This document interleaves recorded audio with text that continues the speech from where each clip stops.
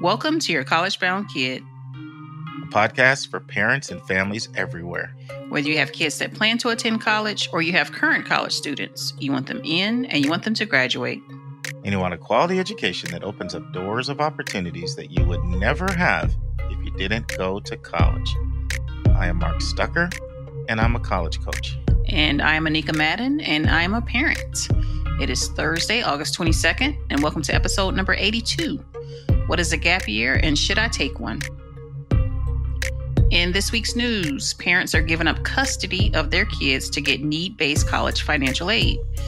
And we're in chapter 82 of 171 answers, and we're talking about the gap year and if your child should consider taking one. And this week's question is from a parent who is torn between their child's acceptance at Wake Forest with a scholarship and their acceptance at Stanford, where they will not qualify for financial aid. And Mark interviews Mr. Dave Wagner, who is the Director of Admissions of St. Olaf, in part one of Understanding the Common Application. So, Anika, I want to share something with you as well as our listeners. It happened when I was at Stanford, but it's relevant to everybody. So we had this dinner, their gorgeous alumni center, and I wasn't sitting at the table where this happened, but because they had like 20 admission counselors at the dinner.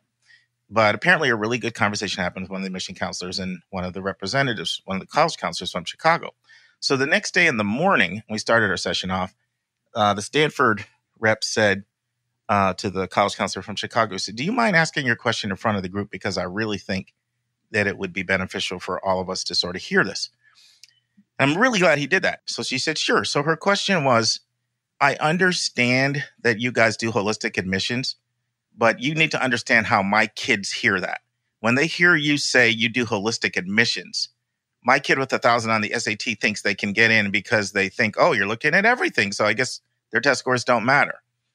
And I just want to say something as we go into the season now where people are building their college lists and listening and traveling and going to information sessions and having school visitors present at their school and talking at fairs. Schools will talk about doing holistic admissions, but every school has what's called a profile, and you can look up their profile. It will give you their 25th to 75th percentile SAT, ACT, and GPA. And unless you have a really, really compelling hook, and if you don't know what I mean by hooks, go back and look at our episode on hooks. Chances are if you're not in that range, you're not going to be competitive. So what I did, I spoke up. You know, Anika, I don't pull my tongue on stuff like that. I had to speak up. So I challenged Stanford there, and I'm going to challenge because we have admission officers that listen to this. And I'm going to challenge them as well. What I wish colleges would do after they say they do holistic admissions, and sometimes you'll hear them say this, that means we have no low side cutoffs, meaning like no test score automatically knocks you out. I wish they would put up their actual test scores, not by 25th to 75th percentile, but put up, this is the number of kids that had over 700, 600 to 690, 500 to 590, 400 to 490. Let people see that. They'll see that, oh yeah, for example, you can look at UPenn. Sure, they took 1% of kids under 600 and around 18% under 700, but most are over 700. So anyway, I know I'm starting the episode off like all deep, but it's just on my mind because twice in the last 36 hours, I've met with students who were not even remotely close to where the school would consider. And because they'd heard this holistic admissions, they're like, why not? And I just don't want people to be set up for disappointment. What do you think? I think it's funny because I've been binging on our episodes this weekend. You really have? I have. Because, it's go mode for us. And you touched on this briefly in one of the episodes before, because we were joking about something and you were saying, you still got to meet these qualifications down. It's holistic. So we've said it before, but yes, thank you for saying it again. Because I'm going back and taking all the, I'm reviewing all of this stuff. And it's, we got to be reminded. These are good reminders for us to have. So thanks, Mark. All right. So we'll get into some content quickly, but countdown time. Don't forget the countdown, please. Don't forget the countdown. Reasons why people unsubscribe for a podcast. Counting from 12 to 1. And we are jumping in at number 7 today. Sounds like an infomercial. Ooh. Too many commercials. Oh. What do you think, Anika? Well, I think we are having we have some excellent listeners and supporters of the show who are helping us to not make that happen or have that happen. So, yeah, what we're trying to not do. Friends, 3 quick updates before we dive into our show. We're getting some great feedback from you on what you like about our podcast, as well as what can be improved from the Your College Bound Kid podcast survey. And if you haven't completed the survey, if you could please take 6 to 8 minutes of your time to complete it, it would really mean a lot to us. You will see a link in the show notes in every episode with the survey in it. Secondly, we talked about how our interview on episode 80 with Daniel Green was going to involve Daniel making a great opportunity available for all of us by providing a demo of the Trello app and to show us how he uses it to stay organized in the college process with his son. But we forgot to attach the link, which was my fault, but the link is now up. So just go to the show notes for episode 80 to sign up for this. It'll be well worth your time. Daniel demoed it for me and I was really impressed. Finally, for those of you who are interested, I will be taking 8 minutes at the very end of the podcast to talk to you about the University of San Francisco. Let's turn to college hot topics in the news.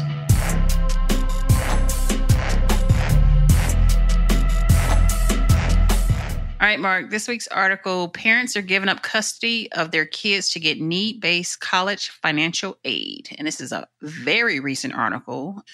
We are reading again from ProPublica.org. And this is written by Ms. Jodi Cohen and Melissa Sanchez. And, well, first of all, let me just say this title should have read, Rich Parents Are Giving Up Custody of Their Kids to Get Need-Based Financial Aid. Because before reading this article in my mind, I was like, man, see what these working class families have to resort to in order to get the money with the government, nope. So dozens of rich families in Chicago were found they have been busted for finding this legal loophole where they're turning over guardianship of their teenagers to a friend or a relative, so they can declare financial independence from their parents and go on to qualify for tuition and scholarships that would be in turn taken away from thousands of other students who actually need the money. So as you mentioned last week, Mark, ProPublica is this investigative journalism site that finds and reports on these types of abuses. So technically I should have known that something shady was about to be called out. Yeah, right. So it's a scam, said Andy Borst, and I totally agree with him. Wealthy families are manipulating the financial aid process to be eligible for financial aid. And so ProPublica, they're really going into these cases that are happening in, what they say, north suburban Lake County, Illinois. They found it happening in at least 5 other counties. And of course, I get our best guess is that this is happening across the country. So I really cannot with these people right now, Mark. The good news in this article was that some schools are reviewing these guardianship cases to see if there are any red flags. And there was even mention in the article about, with some students' awards are being reduced after, they find out that these things are happening. So, Mark, I tell you what, I was kind of surprised. I mean, it's one thing to do all the cheating to get into the schools. And now we're finding out that they're actually robbing the money too. It's like, dang, when does it stop? So, Well, I was hot about this one, Anika, and I had a premonition this was happening out there. Mm-hmm. So I had a lengthy conversation with the director of financial aid at Emory. He's one of the really great guys. And I usually attend at least one workshop from him every year. And so after a workshop he did, actually we got to talking even about him coming on the podcast sometime. But then we got onto a number of subjects. And one of them was, I asked him, when a student is declared an independent, not a dependent, what are some of the most common reasons that you find a student is determined to be an independent? And so this was one of the ones he brought up, which is, well, anytime someone has legal guardianship with somebody else, then they're automatically an independent. You know what? Let me take a step back. So this might be confusing. So what happens is, in order to get financial aid, you have to complete a form called the FAFSA, which is an acronym for the Free Application for Federal Student Aid. That's how you get federal financial aid. When you're completing the FAFSA, you answer a boatload of questions, although most are pretty quick. And you're going to have a bunch of questions in a row. And I don't want to spend too much time on this because we have a whole episode coming up on this, probably about 6 months away, but it's coming up. And it is what determines whether someone is an independent or a dependent student. And a lot of times people will say that, okay, I'm going to have my kid move out of the house. They're going to live in an apartment. They're going to get a job because I want them to be independent. And the reason why a parent would want a student to be an independent is so that the parents do not have to share their financial information, so that the financial aid award can be based on a poor student living on their own. And I have to tell them it doesn't work that way, because that'd be the biggest loophole out there and everybody would do that. So when you fill out the FAFSA, you're going to have a series of questions that you're going to be asked. And I'll just mention a few of them. It's going to say, well, are you 24 at January 1st? Are you married? Are you a veteran? Do you have a dependent? It could be a child or someone else whom you're responsible for more than 50% of their costs. It's going to ask you things like, are you a ward of the state?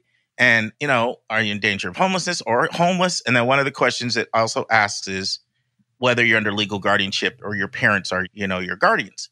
And so the reason why I asked those series of questions, by the way, if the answer is yes to any of those questions, then you are an independent. But normally for most kids who are living at home, the answer is going to be no, right? Typically. Mm-hmm. Is because they're trying to figure out whether or not your parents' financial information is going to have to be submitted. And so when I was talking, Director of Financial Aid at Emory, as soon as he said that, I said, I guarantee somebody's out here scamming of this. But this is the first time I've heard this. And Mark Cantor, which, by the way, has also agreed to come on our podcast, I regard him as the most knowledgeable person on the financial aid process. He's quoted in this article, and he says it's the first time he's actually heard of a case like this. Oh, really? Yeah, this is, I hate to say it, but this is like another Varsity Blues. And it's not blowing up quite that big. But one way that I can gauge if a story is hot is how many people send me articles. And that sometimes it's your College Bound Kid listeners, or sometimes it's my clients, sometimes it's my students at KIPP, sometimes it's just people who know me, and they just shoot me articles. Mark, have you seen this? And so anytime like that number is like 5 or higher, it's usually like a hot story, right? Like that was that way, of course, for the Varsity Blues thing. It was that way when UChicago went test optional. It was that way when the Environmental Context Dashboard. I get tons of emails. And my email and even some text was blowing up over this story. Because this is a hot story. Once again, you've got an unethical, corrupt college counselor who's figured out the loopholes.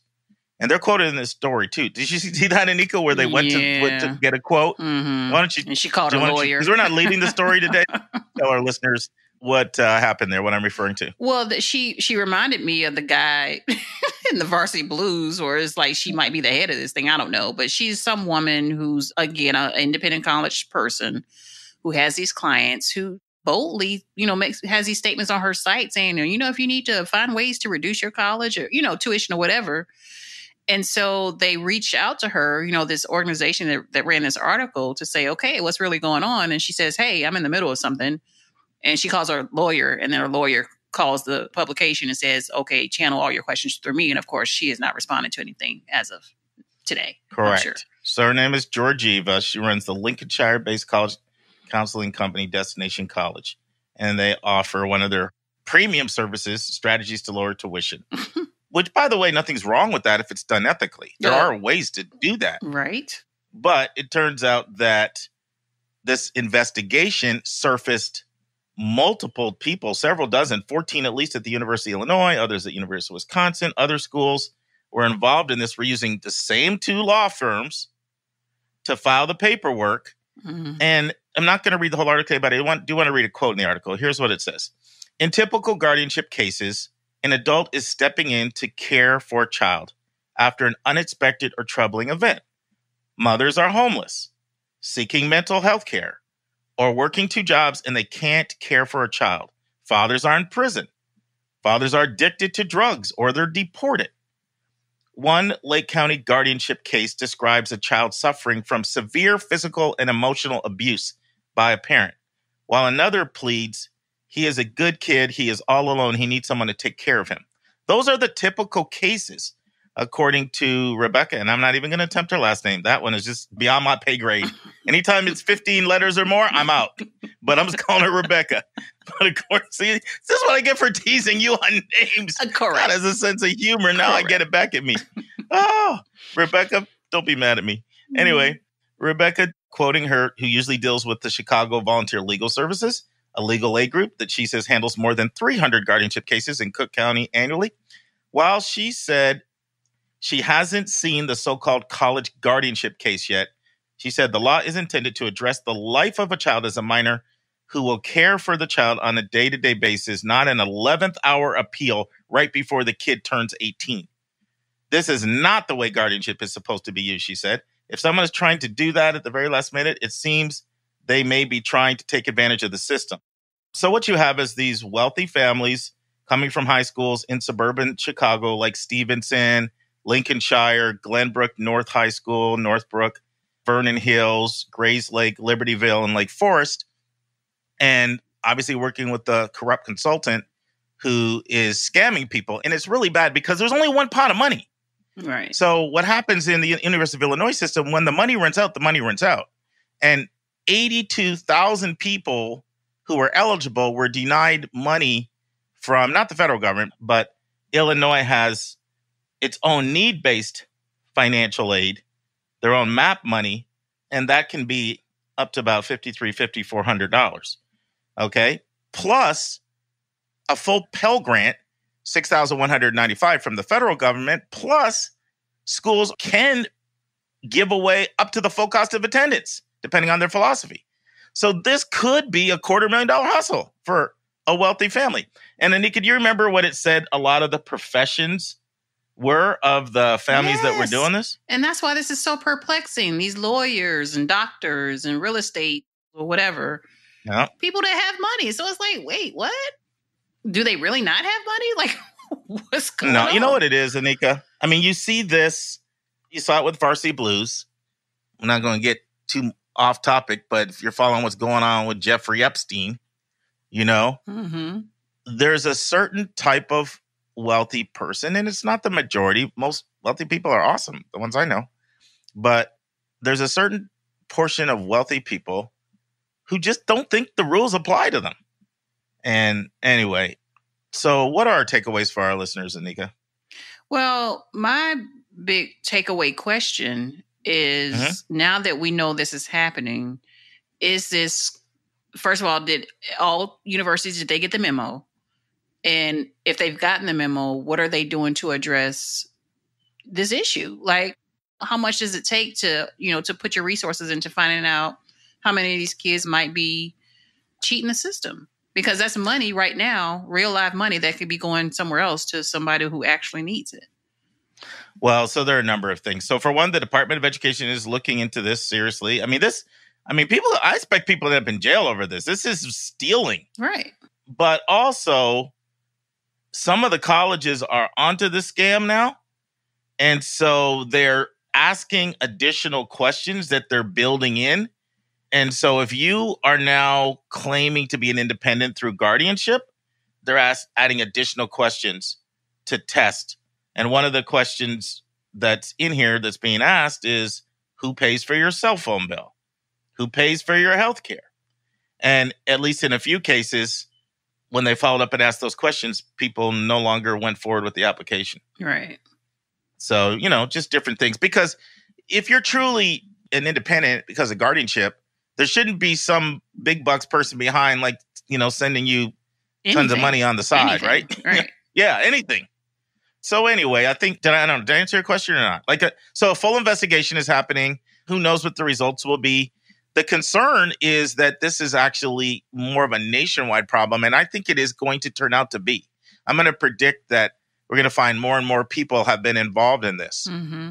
One of the things I don't like about the FAFSA in general is there are quite a few other ways you can scam the system we haven't even talked about here, and I don't want to bring them up now, but there's a lot of potential loopholes in there. Mm-hmm. Did I answer your question, Anika, or not? Yeah, you did. We'll see what happens in the next few months and see if this woman, I can't remember her name, Georgina, whatever, see if she start making some headlines. Well, who knows if she's the only one? Right. Well, that's a fact. Once you learn FAFSA formula and the strategy, where the loopholes are. And there are certain things you can do that are totally ethical. There's some things you know what? We got so many episodes coming up on money. I don't want to divert our attention there. When we get into them, we'll get into, because we got all kind of episodes coming up on FAFSA and FAFSA formula and all these different things.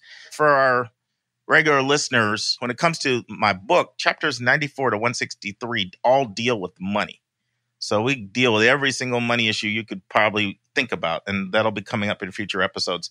My big takeaway for this is just do the right thing, follow your conscience. You know how your parents raised you, how your teachers raised you, what you heard in church or priest or synagogue, whatever. You know it's not right to pretend you have way less money than you do to try to get over on somebody. And it's just wrong.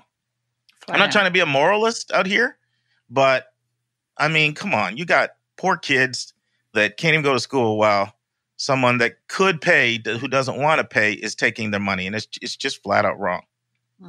I do have to read this quote by Mark Kantrowitz. Mark Kantrowitz, a leading financial aid expert and publisher and vice president in research for Saving for College. By the way, when he comes on our podcast, that's what we've already agreed. He's going to talk about Saving for College. That's a website and how it can help families. But he called the guardianship changes an extreme measured. It is completely unethical. It's the first time I've ever heard of something so brazen, Kantrowitz said. Now it's time for our step-by-step walkthrough of the college admissions process.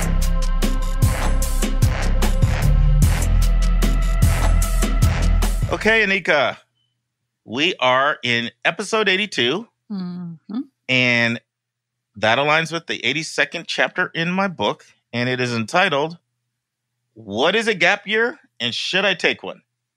You've read the chapter. What are your thoughts? Well, clear definition. A gap year is when you are accepted to a school and you request in writing to that school to hold your spot for a variety of reasons. And some of the ones you gave, which were interesting because I was wondering, I've heard about like the service, people want to go off and do service or do a project or something like that. But some reasons I didn't think of was that, maybe they want to take some time to work to build up their financial situation. Maybe they want to care for a sick relative or tend to their own health issues. And then, you got the traveling for cultural exposure and things like that. So I thought that was pretty interesting. But I do have a flat out question on it. I know we've done this before, but I want to ask it again. So is a gap year only when you're accepted to a college? Like if a child decides to do those things, but they don't necessarily apply to a college, is that still considered a gap year? So there's different definitions for lots of different things, right? That we have out here in admissions. Even when we talked about first gen, we did the whole thing, who's first gen? And we went over the 8 different definitions of first gen. So technically a gap year is anytime there's a gap between when you graduated and when you go. That could fall under a general definition of a gap. But when we talk about it usually in the context of college admissions, normally it involves getting your acceptance and then deferring your acceptance and then coming a little bit later. So that's normally the way that it's used. Okay. But it is something that has dual definitions. Some other reasons people take gap years that you didn't mention, learning a foreign language, like go to another country, have a complete immersion experience. Another big one is, I'm not sure what I want to do with my life, and I don't want to go to school and keep switching majors and take 6 or 7 years. So I feel like if I do an internship or do some shadow days or just self-reflect more, that study up on different majors and see, you know what I mean? I feel like I have a better sense of what I want to do. And then I'll be able to be more productive in the use of my time and make sure that I select the right major. And I think I talked in this chapter I did about one of my clients that had to finish his film project he wanted to do, his documentary. You got that. So the one thing I wanted to ask you, Anika, what do you think colleges think about gap years? Well, that was the other point I was going to make was that it depends. Like you have to look at on the school site or wherever they have the information, call on whatever website and say, hey, what is your policy? Because everybody's not the same. Some of them may not even accept, the gap year thing, which was, good to know. So you really got to know what that school's policy is on gap years through the website. Exactly. You need to know what their policy is. Some schools absolutely love them. And by the way, the term gap year is just sort of emerged. Some people call them bridge years. You don't hear that very often. But there's also such a thing as a gap semester. It doesn't have to be a full year. Some people start a semester later. Oh, okay. And so that's also common. But you're right. Check the website because they will got to adhere to deadlines, got to adhere to protocol that they're going to lay out there. And for most colleges that do accept gap years, whether or not they accept it or not will be contingent on what your explanation for why you want to take one is. But in general, you'll find some schools are very, very pro gap year. And most of the time, they're going to approve it. I mean, you can't say, like, you want to watch soap operas and Netflix and eat Doritos on the couch. Like, that's not going to fly. Anika and I are so grateful for everyone who has financially supported our podcast. It allows us to pay our staff and cover our other auxiliary expenses involved in having a weekly professional podcast. At the start of every month, we're going to start sending a special gift to anyone who financially supports your college-bound kid. I will be sending our donors this bonus content once a month directly to your email. The bonus content will be between 10 to 15 minutes in length. Usually it will be a college-related topic that I'm passionate about. Occasionally, it'll be another bonus hot topic in the news segment. Sometimes it'll be an answer to a question that one of our listeners submits to us via email. And you'll receive these monthly audio blogs for a gift of any amount. We know that $5,000 to one person is $5 to someone else, and we don't want your budget to be a hindrance to you receiving this additional bonus content. So if you want to support our show, just go to yourcollegeboundkid.com and click the donate button. And if you've already financially supported our podcast, you will automatically start receiving this bonus content via your email. This bonus content is our way of letting our financial supporters know in a tangible way how much we appreciate you. And if you have any questions at all about our monthly bonus content, just send your questions our way. That's to questions@yourcollegeboundkid.com. Once again, questions@yourcollegeboundkid.com. More and more colleges that I talk to, Anika, they love gap years. Okay. Why do you think they would love them? Because they see, now this is the way I would see it, is that that child is, or that person is taking an opportunity to better themselves. Like they're trying to better their situation before they go into the school, like before, they start their academic, their college career or whatever. So I feel like that's a maturity thing, or I don't know if that's the right word, or I don't know. It's just, I feel like they recognize the person as being mature enough to know that I need to be thoughtful about how I start this next chapter in my life. So I think maturity is an outstanding word to describe why they love it. And the other word that I would add would be self-aware.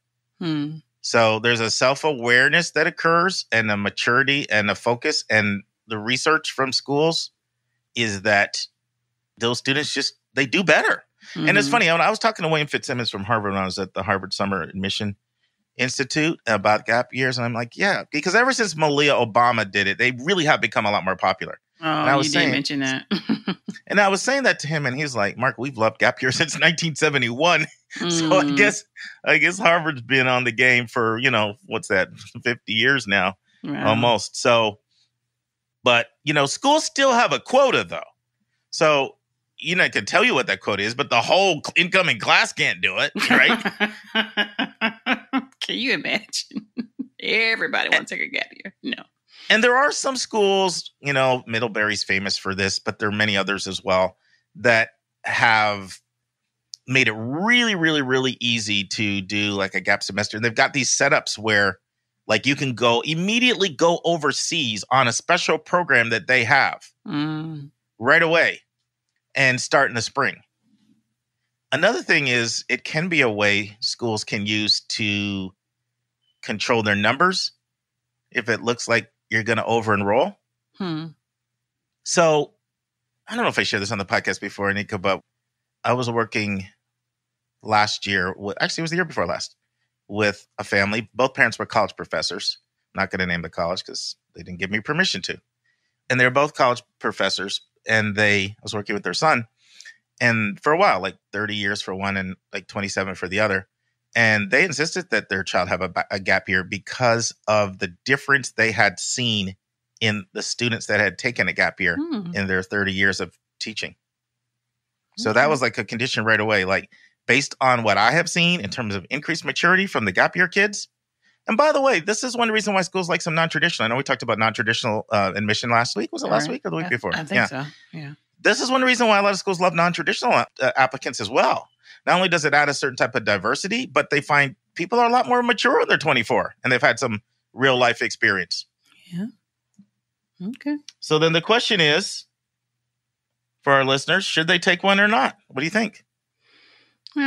Depends. That's always the answer. Yeah. Oh, now you're sounding like an admissions person, because this is something every admission officer says. I know I always answer the question, it depends, but it really does depend. It just really This just is does the first depend. time I've said that to you, Anika. You sound like an admission counselor there. It depends. But even then, it's right. Let me go wash my mouth out. No, I'm just kidding. No, so what are you talking about? I'm proud of the profession. Just kidding, folks. I'm just kidding. You act like it was Jeffrey Epstein's attorney or something. No, I think that it really, really, really does depend. And sometimes I start working with somebody right and they're like, I'm taking a gap year right away. And I'm like, even then I'll say, okay, pump the brakes. Let me hear the reasons. Most of the time when I hear the reasons, they're valid. But sometimes people have heard, we got to take a gap year kind of thing. Like, oh, you got to apply ED. And I still slow them down. I want to hear the reasons why you want to take a gap year. And I want to know what the gap year plan is. Right. So I think I'm all gapped out. Let's keep it humming. It's time for a question from one of our listeners.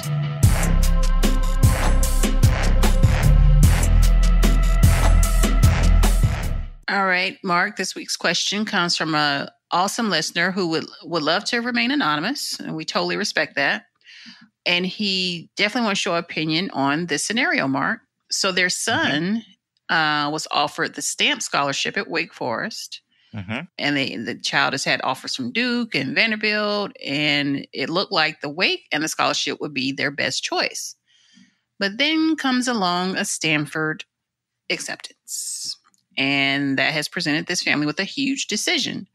And because they're not going to qualify, he says, we will not qualify for any financial aid at Stanford. This is a classic money versus prestige scenario. Wow. What are you going to tell this person, Mark?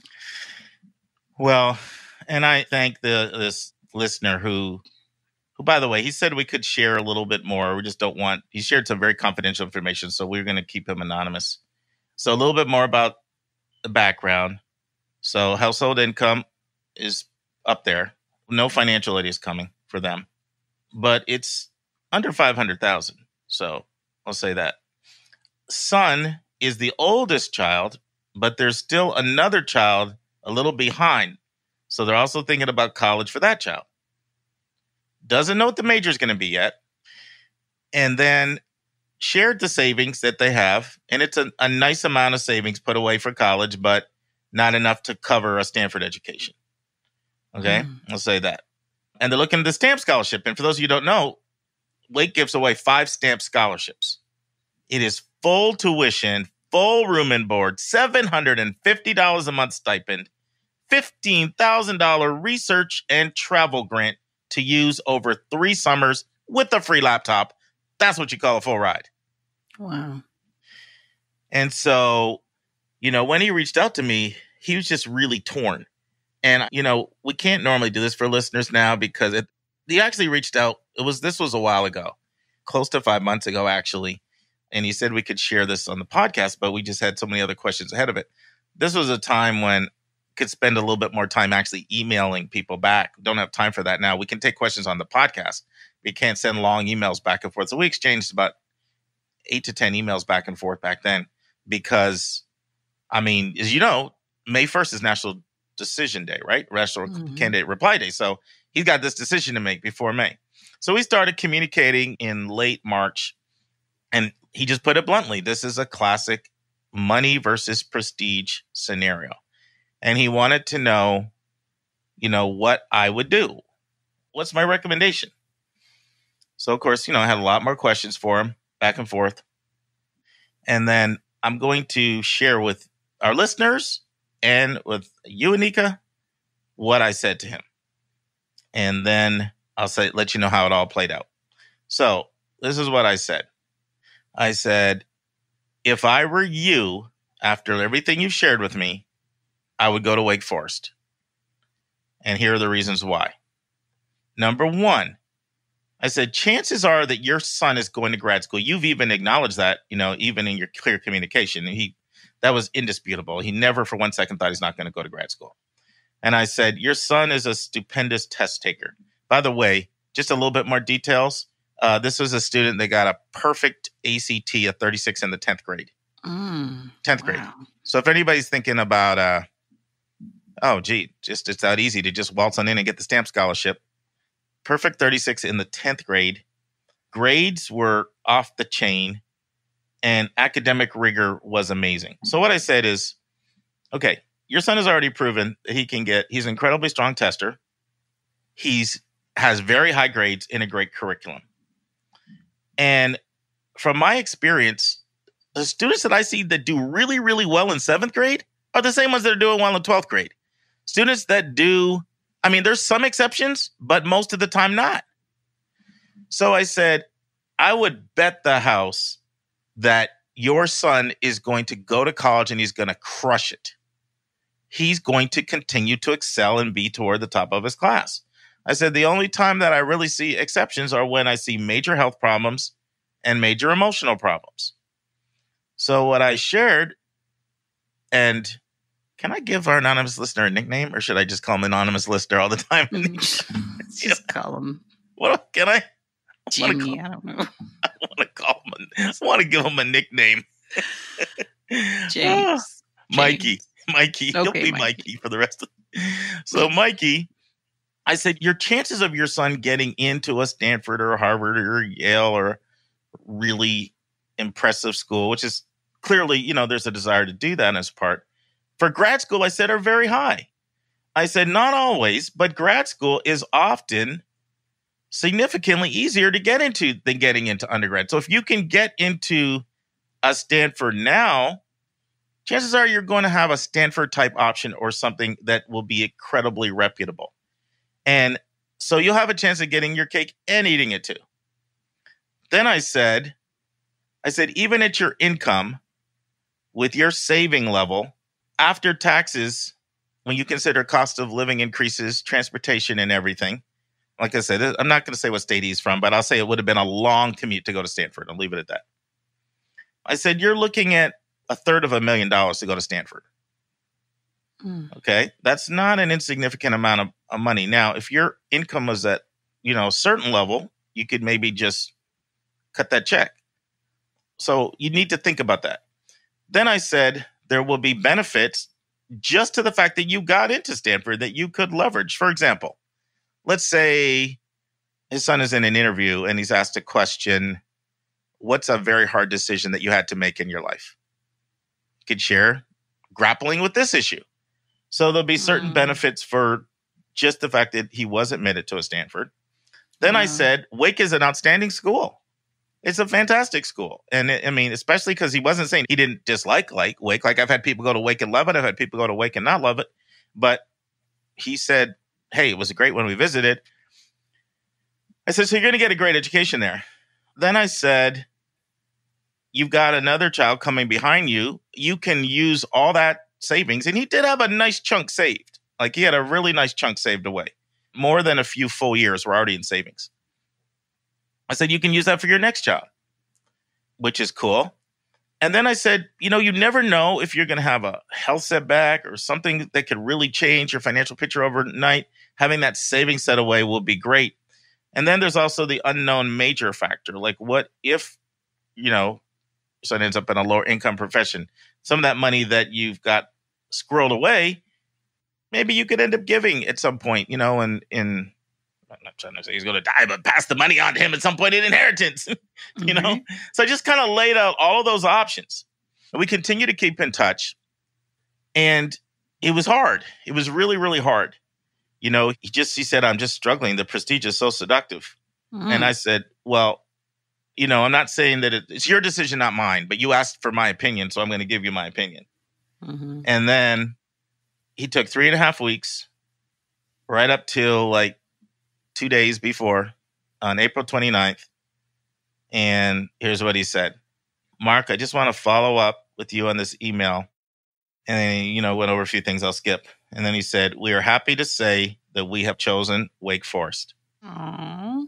He said he made the decision after attending Admitted Students Day. He said, we appreciate all the points you made. They really helped our conversation a lot. He said another factor was that Wake This is important. I'm going to come into this. Wake was going out of their way to recruit him by sending all of these messages and all these emails and showing what all the other stamp scholarship winners are doing with their life and what they've accomplished now and the opportunities that they have. He said, Stanford has not sent a single email since he was admitted. It was a stark contrast. And he said, our family is very proud of him for making this decision. And thank you for your support. Keep up the great work on the podcast. So what are your thoughts, Anika? That was a phenomenal story. He's Number got one. a little extra money in the bank, that's for sure. I mean, money in the bank. And I felt like the credits should start rolling. I was like, oh my God, that was beautiful. Yeah. I mean, I'm just not in that prestige place where I'm like, is it that serious? Dang. So this is really a hard decision. I'm just so glad he reached out to you or to somebody. I mean, maybe he reached out to other people too. Who knows? But I'm glad that they worked through that. I'm proud of them. Good job. I mean, man, this is not to imply that if you made the other decision, it would be wrong. Right. One of the things that I said, there's a person that can stroke an 80. Stanford's now, if you have to pay their health insurance, is $81,000 after taxes. And so there's a person that can do that with a stroke of the pen. And there's a person that $81,000 to them is like $5,000 to somebody else. So this is not a blanket decision about what one person should do and not do. But it's a common question that I get. Like, I got it by somebody else this week. That first new client that I just started working with. And I'm trying to figure out, is it really worth it? Because we can do it if we have to, but boy, is it going to hurt. And so this is a personal decision, and it really depends on everybody's individual values. But normally I'm going to say if you have two really good options and there's a substantial difference in cost, that most of the time you're not going to necessarily get that value back career-wise. Now, there are some exceptions. You're looking at trying to do hedge fund, Wall Street, private equity, that kind of thing. Some companies recruit from certain companies, and that's a profession that's a 7-figure type of job profession. I would not deny that. Certain law schools, and you want to work in certain corporate settings, there's certain law schools that recruit from certain colleges only. But for most professions, your career trajectory will not be predominantly determined by where you go to school. Yes, it gives you a certain type of network, and that is important. Yes, you're around a certain kind of kid. That is important.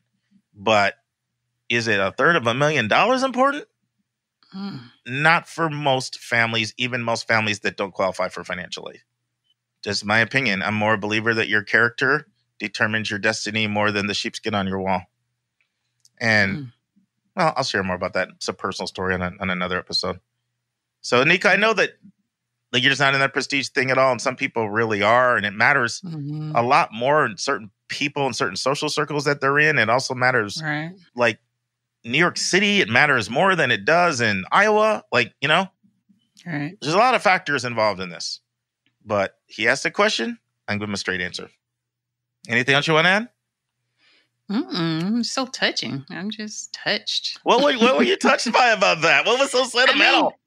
Because it just felt really heartfelt. And, that's a huge decision. I mean, how huge it is, Mark. It's just, I don't know.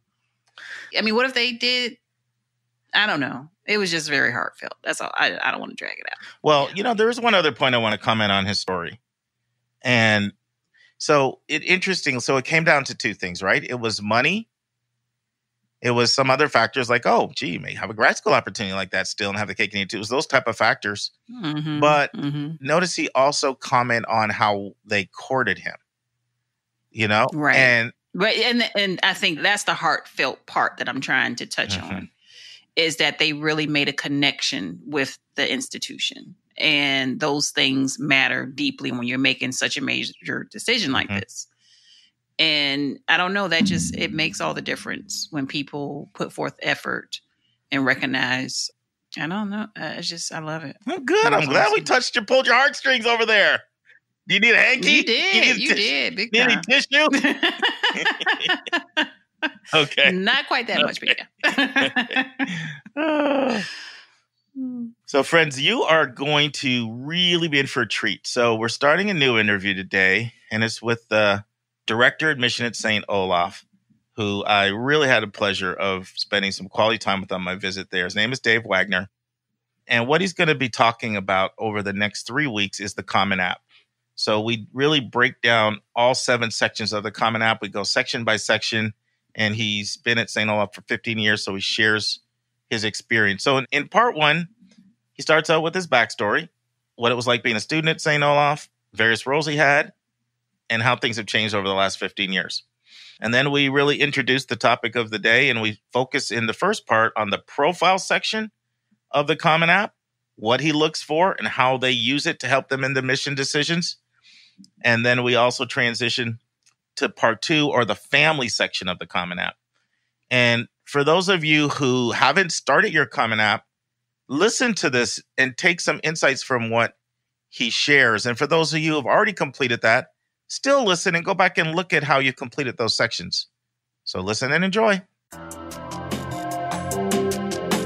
And now, this week's interview with a special guest.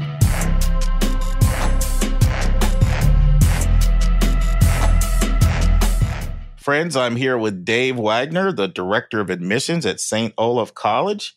Welcome to the Your College Bound Kid podcast, Dave. Hey, thank you so much. I am thrilled to be here, and this is my very first podcast, so this is very exciting for me.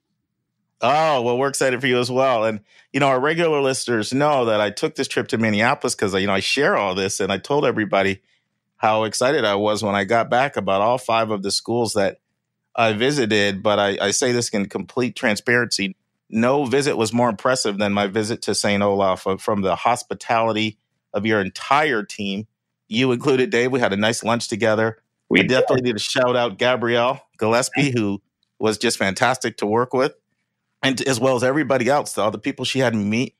And then the beauty of your campus and your academic programs were really strong. So I left very, very impressed. I just have to tell you that. Well, thank you for the kind words. I feel very, very honored to be able to work at a place where students get a really wonderful education, but it is a place that values kindness and hospitality.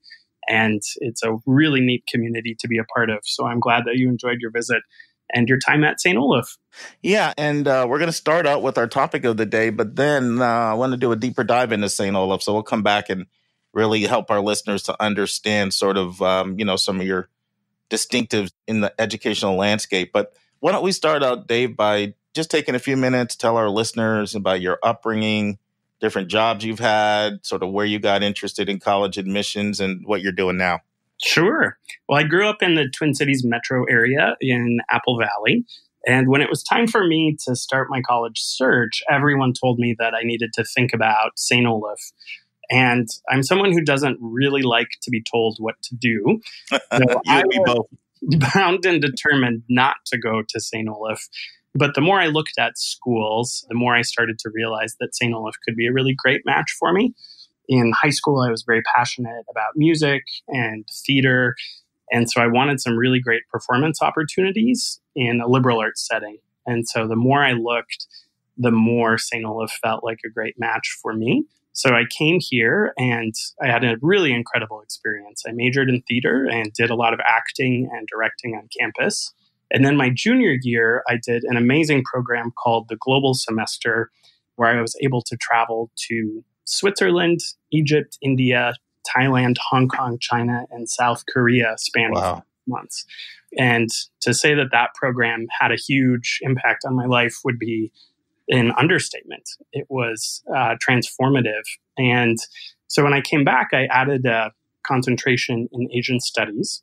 And when I graduated, my 2 options were to either go and teach English in Japan or to do an acting apprenticeship at Actors Theater of Louisville in Kentucky. So I pursued the stage and I went and I had a great year and was able to do a lot of acting. I was in my first professional show, but I decided that that was not ultimately the path for me. So I came back to Minnesota and I had a friend who worked in college admissions and he said, "Hey, I think you would be great at this. And I know St. Olaf is hiring." So I applied kind of on a whim. I was not a tour guide in college. I wasn't really involved in admissions, but I was offered the position. And I took the position and thought I would maybe stay for a few years. And a few years turned into what will be 15 years in a couple of weeks here. And I absolutely love my work. I love working at a really amazing college.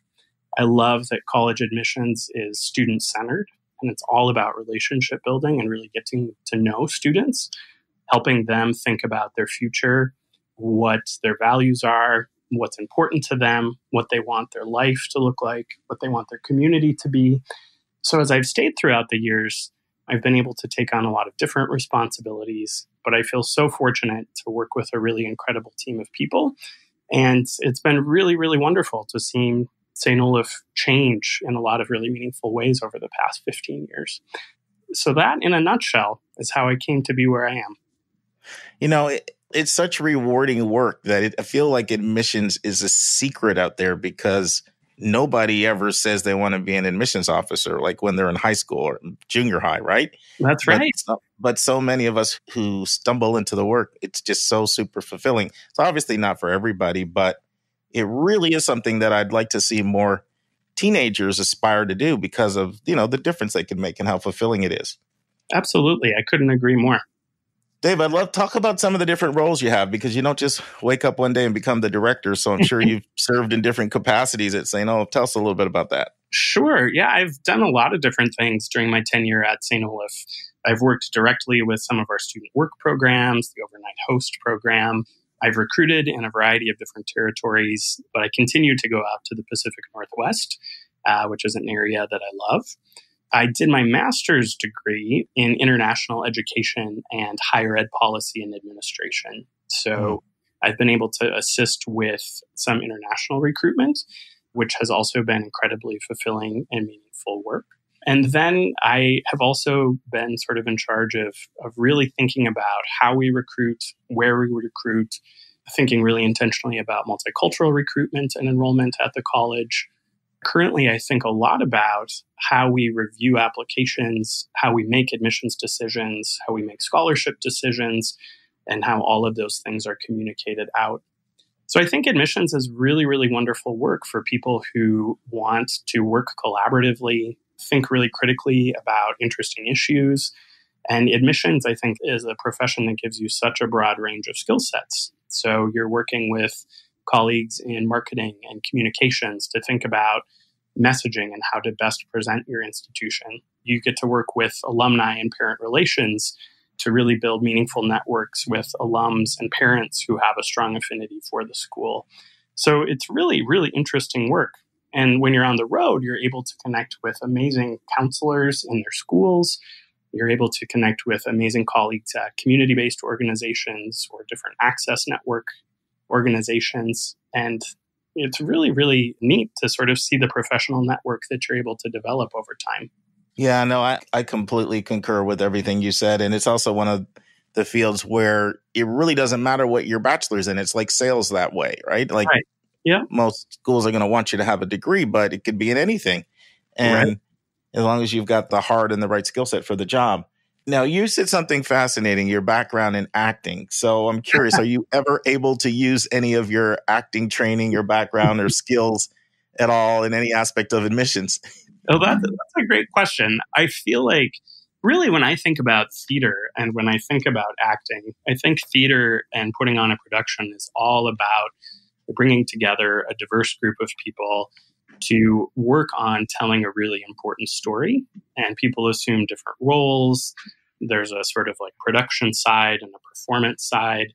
So I think the similarities between thinking about a theater production and working collaboratively to tell a story are very, very similar to what happens in admissions. You know, my whole goal is to bring together a really wonderful, smart, diverse team of professionals to tell the story of this place. And I think that my work in theater has really informed how I think about the work that we do in admissions.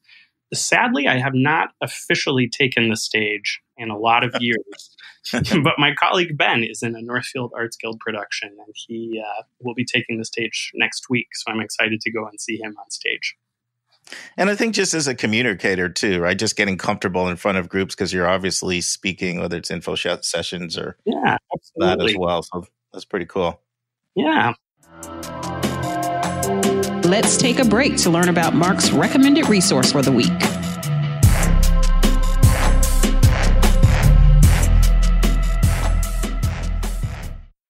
Our recommended resource for episode 82 is a Barnes & Noble's College Insight Report that consists of their own original research, and it's entitled Mental Health and Well-Being, How We Better Care for the Whole Student.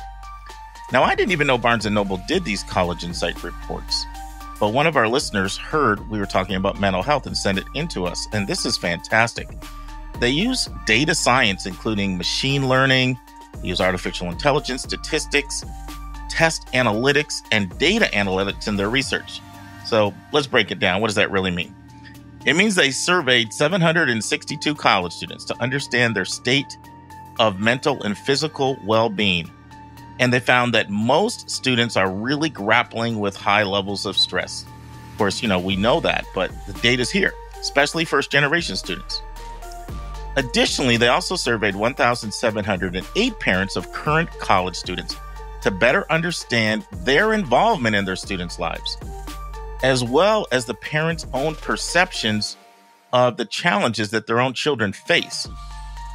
One of the things they found is that there's still a stigma around mental health concerns, even though it's less prevalent than it used to be in the past. Many of the students are still unfamiliar with the mental health resources that are provided by the schools. And this is one of the reasons that they're not getting the help that they need. Now, here's a direct quote from the report that I really liked. Many of today's students came of age during the 2008 financial crisis. And after watching family members struggle to keep their jobs and homes, they feel added pressure to excel academically and financially. Now, another thing the survey did is it really got into data. So they found that 68% of the students were happy, but 24% were either extremely unhappy or somewhat unhappy. And it was worse for women. It was worse for first-generation students.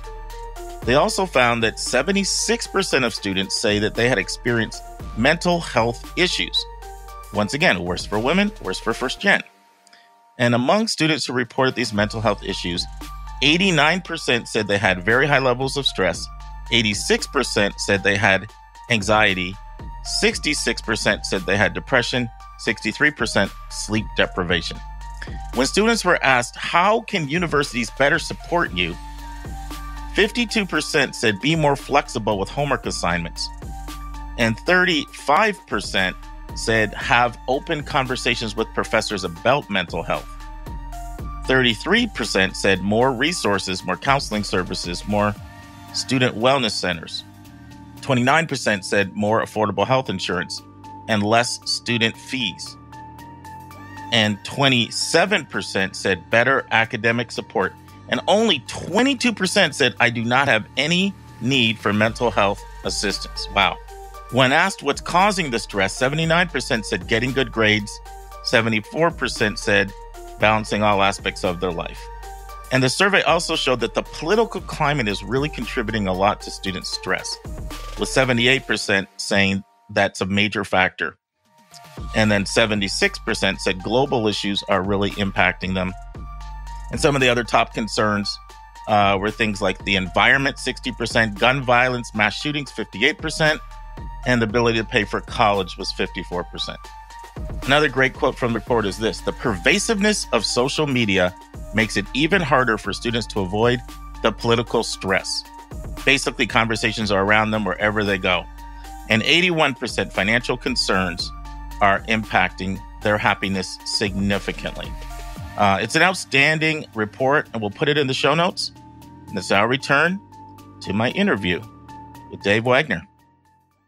So let's transition to our topic for the day, and it's actually a really important one, and it's something that's on the mind of a lot of seniors, particularly right now, and that is understanding the 7 different sections of the Common Application. So, Dave, why don't you start us off by explaining what the Common Application, but we all just call it the Common App, right? So why don't you explain to our listeners what it is? I mean, many will be very familiar, some maybe not familiar, and so just give us an overview. Sure. Well, this will date me a bit, but when I was applying to colleges back in the 90s, everyone would do a separate application to every school that they were applying for. And when I look back on that, that was a lot of sort of redundant work, really, because a lot of the applications were asking for the same information, essentially. And so the Common App came together as a nonprofit organization to develop an application that could be submitted to many different schools. So students, the goal of having the Common Application is essentially to make your life a little bit easier. So if you are applying to 8 schools, instead of doing 8 separate applications, the idea is that you can do this one application that might be a little bit more generalized, but then submit it to as many schools as you would like that will accept the Common Application. Now, because the Common Application itself is slightly more generalized and not institution specific, the Common App has allowed schools to have writing supplements, which are more specific to the institutions that you might be looking at. So, for example, at St. Olaf, we do have a supplement, and it essentially asks some basic questions about students' interest in St. Olaf specifically. So I think the Common App is really wonderful. It still allows students to sort of showcase the things that they are involved in. It's where the main essay is found in the sort of college application process. And in a lot of ways, it's really streamlined the work that students are able to do on the front end in applying to schools. Yeah, my oldest daughter, who graduated from Davidson College, she applied to 8. Well, she had 8 schools she was going to apply to. She ended up going early decision 1 and didn't complete the other 7. But, every single school was a Common App school, and it sure made the process easy to not have to keep replicating, your activities lists and your testing and your education, and then not to mention address and date of birth and all that other information over and over and over again, which was really nice. And the Common App's growing too. In the last 5 years, it's up about 400 colleges to almost 850 now. They seem to be adding about 30 to 40 every year. That's right. What are some changes you've seen in the Common App since St. Olaf first started, using it till now? Yeah, I think that is a great question. It's a membership-driven organization. And so the Common App has always been very responsive to perhaps concerns or additional information that colleges might want to ask or might want to sort of get information from students about. So every year we have a general membership meeting in the fall at our major sort of conference in which we come together and hear updates or different ways of thinking about the application process itself. So for example, last year the Common Application came out with a brand new transfer application, which was in response to partner colleges and universities wanting a separate application for students who want to apply and be considered for transfer admission to different colleges and universities. The Common App has also been very responsive in terms of thinking about gender identity and how that is asked about in the application process. So they've been very responsive to thinking about changes that colleges and universities ask for. One of the big changes that I loved was the rollover app. Yeah. For the longest time, the Common App opened August 1st, and up until August 1st, you couldn't really start it. But then it's probably been, has it been 3 years or maybe 2 years, Dave? They've had it hasn't been that long, the rollover. No, not that long, but you're absolutely right. I think that's huge, and it does give students, I think, an advantage in being able to start and work on things. So I think that's great. Yeah, and just for our listeners who aren't familiar, the rollover, it allows a junior to start working on your application before August 1st when the official date comes out. And most portions of the Common App, you can very easily click a few buttons and roll it over, and allows you to actually start working on your official application well in advance, not waiting until August. There are a few exceptions, like the writing section and the recommendation section. So let's dive into these sections of the Common App, Dave. And what I'd love for you to do as we talk about them is, explain what they are and then talk a little bit about what you look for when you're reading an application and you look at this section. And just so you know a little bit about our audience, and the only way we haven't done any scientific Gallup poll here, but we do get a lot of emails because part of our podcast has a question from our listeners. So we get a lot of emails sent in. And based on email response, I would say our largest group is parents of 10th and 11th graders and 12th graders. Of course, right now we're We're not really in the school year yet, but shortly will be. That's our largest group. Our second biggest group are college counselors. Great. And all types of college counselors, from school-based counselors to CBO counselors to private independent counselors. And then the third group would be students. But the type of student that listens to a college admissions podcast is usually pretty high achieving and focused, all the things they can do with their time.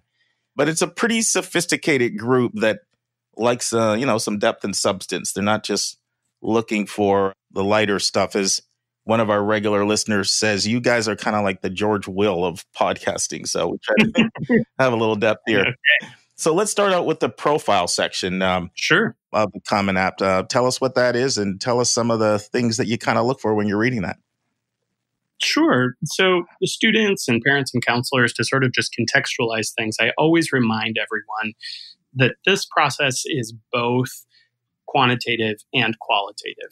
So students, when you apply to a college or university, we are going to have all kinds of numbers about you. We have your GPA. If you are applying to schools that require an ACT or SAT score, we have that information about you. But when I think about starting the Common App, I think that this is really sort of the qualitative piece of the application. This is an opportunity for you to tell your story. It is an opportunity for you to sort of contextualize who you are, where you live, how you identify, and start to provide some context for the person who's reading your application to really get to know you. So I would say the first page of the Common App seems real straightforward, and it is. So essentially, we're asking about who you are, where you're from. We're asking some demographic information about race or ethnicity. We're asking about your language abilities, citizenship. So it's relatively straightforward. But what this page does in my mind as a reader is really socially locates this person in the reality of their world. So it helps me to start to understand, where is this person from? How do they identify? And what are some other sort of basic things about them before moving into the other pieces of the application? So I think of this as sort of the starting place for your story. And it typically would be the first, obviously, reading, front to back in the Common App, the first sort of glimpse we have into who you are as a person. Can you think of any time when you saw something in the profile section and your thought, ooh, that's important. I need to remember that as I read the rest of the application? Yeah, I mean, sometimes there's very interesting things there. Sometimes people might be dual citizens, or they may have been born in a different place than they're currently living. So that might indicate that they've moved around or something like that. So those are some things that might stand out. Obviously, people share their gender identification and their race or ethnicity in this section. And that also helps us to really think fully about the identities that people are bringing to this process. Love it. Love it. Let's keep it moving. Our second section is the family section. Tell us what this section is, what you look for here, and any tips you have for students completing this section. Yeah. So again, I think this is sort of continuing the story. It's contextualizing your family situation. I think it's really important for students to hear that there are all kinds of different families out there, and family can be broadly defined in a lot of different ways. So this is, again, an opportunity for you to sort of share who your biological parents are and what they're doing for employment or work, and also where they went to college or university, if they went to college or university. So this is where I would see perhaps if a student identifies as a first-generation college student, meaning that neither of their parents earned a 4-year degree from a college or university, or if their parents went to a 4-year institution where they went. So that can inform, again, thinking about context and how a student is sort of growing up or coming of age as we think about their parents and what their parents' educational experiences might be. So question for you, if you have a student, let's say you have one student, and let's say it's a double PhD family, and then let's say it's another student and, English is not spoken at home and maybe neither parent, let's just say, graduated from high school or college.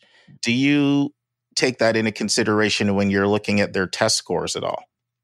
Absolutely. I think that there's a lot of research out there that suggests that test scores can be correlated to family income or to ability to pay for test prep or different things like that. So again, it's all about sort of qualitatively contextualizing a student and what sort of opportunities that student might be afforded by virtue of either their socioeconomic background or their parents' educational level or different things like that. It's also important, I didn't mention earlier, that we can then see siblings and where siblings are at sort of in their educational journey. And that can also sort of be telling sometimes if there's an older sibling who is already enrolled in a college or university, said person could potentially be a great mentor for their younger sibling through this process. Or if a student is the oldest of their siblings, the family could be navigating this process for the very first time. So that's another piece that we sort of gain from the second piece of the Common App. Next week in the news, admission deans share tips in college applications. And we'll be in chapter 83 of 171 answers. And we're talking about what students should include on their college resumes. And next week's question asks how a child of a mixed race should identify themselves on the Common App. And Mark continues his interview with St. Olaf Director of Admissions, Dave Wagner, in Understanding St. Olaf. Okay, friends, we've told you we're doing this new thing now. For those of you who are marathon runners who can hang with us for like 70, 80 minutes, where I'm sharing either my college visits and my experience on the campus or my interaction with college reps. So next week, I'll be at the University of Pennsylvania for 2 days. So you'll be hearing about that and what that visit was like. But now I'm going to talk about the University of San Francisco. So when I was out at the Stanford program, the last day we had 9 hours with 6 different admission reps. And one that includes a social event we went to, which was really good. But I want to talk a little bit about University of San Francisco. Very impressed with April Crabtree, who's their assistant vice provost. And she really highlighted 3 things that jumped off the page for me about the University of San Francisco. The first is the Jesuit mission of the school. And they are passionate about their Jesuit Catholic mission. This is a school with 6,800 undergraduate students. Okay, it's got a smaller grad program in a law school, but it's mostly undergraduate focused. It's a very, very, very mission-driven school. And April says every single day she has a conversation of how does our mission impact our academic program. And for those of you familiar with Jesuit education, there's a tremendous focus on social inequality, social responsibility, and social justice. So if those things matter to you, University of San Francisco is a standout. By the way, Anika, one of my students I'm still working with them now, but this is not their thing. So they were looking at a particular school. They said, it's too social justice-y for me. So, so social justice may not be everybody's thing. But for those of you who like it, they're a standout. They look for agents of social change. And that's one thing they look for in their admission process. And they want people to be challenging society when it comes to gender, race, sexuality. That's important to them. And one of the things they're always asking themselves is, whose voice is not in the class? Who should be here, who's not here? Who's being suppressed? Who's being ignored? And they apply that to everything. So one of their most famous programs is their nursing program. And they're asking questions like, who's making decisions about women's healthcare? Is it the people that should be or not? So those are the kind of things that you're going to get in terms of the mindset at University of San Francisco.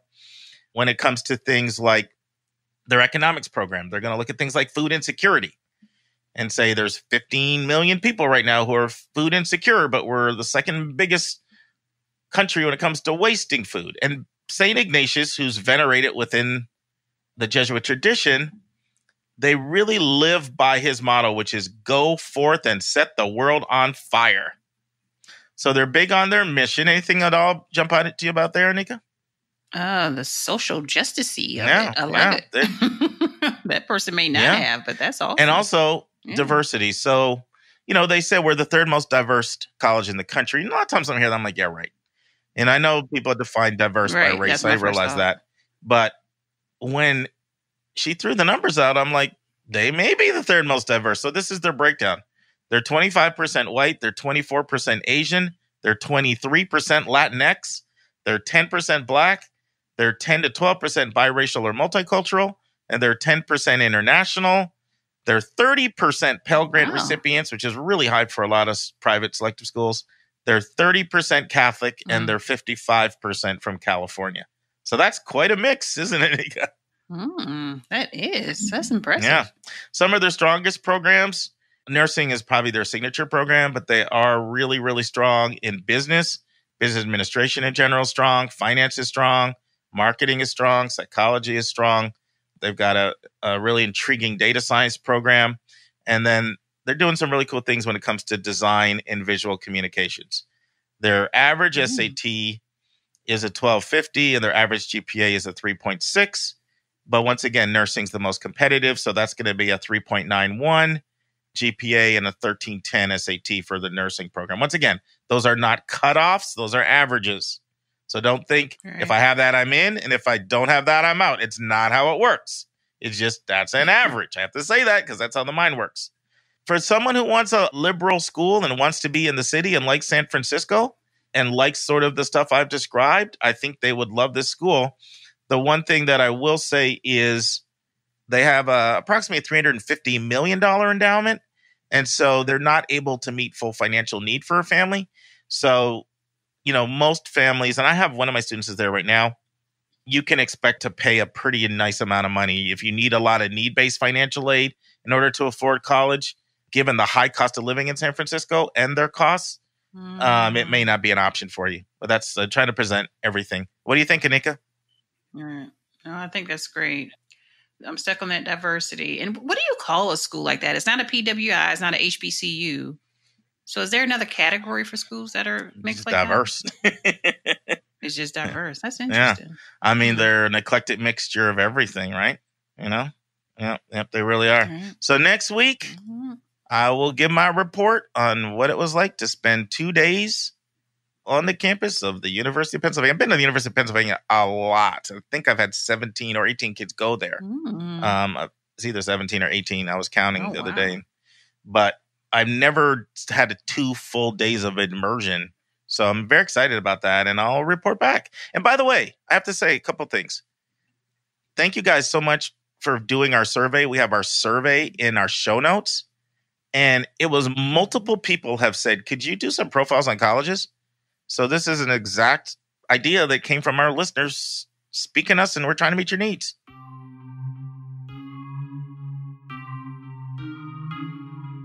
And that's our show. A big thank you to you, our listeners, for tuning in this week. And if you found this podcast helpful, it would help us tremendously if you would subscribe and write us a review on your favorite podcast listening station. And please be sure to click the share button and send this to someone you know that could really use this information. Your College Bound Kid is produced by John Lockenbaugh. The amazing music that you hear is by Victor Allen Weeks. Artwork is by Andrea Togo. And marketing designs are by Kimberly Blass. If you want to get a copy of the book, 171 Answers to the Most Asked College Admissions Questions, you can go right to 171answers.com. And if you want to have a college coaching session with Mark, you can send him a text to area code 404-664-4340. And if you have a question or a few questions that you would like for us to answer on the show, please email us at questions@yourcollegeboundkid.com. That's questions with an S at yourcollegeboundkid.com. Every week, we'll take one question and include it in the episode. We don't like your questions. We love your questions, so send them our way. And by the way, check out our website, which is just simply yourcollegeboundkid.com. Again, we thank you for tuning in, and we look forward to meeting with you again next week.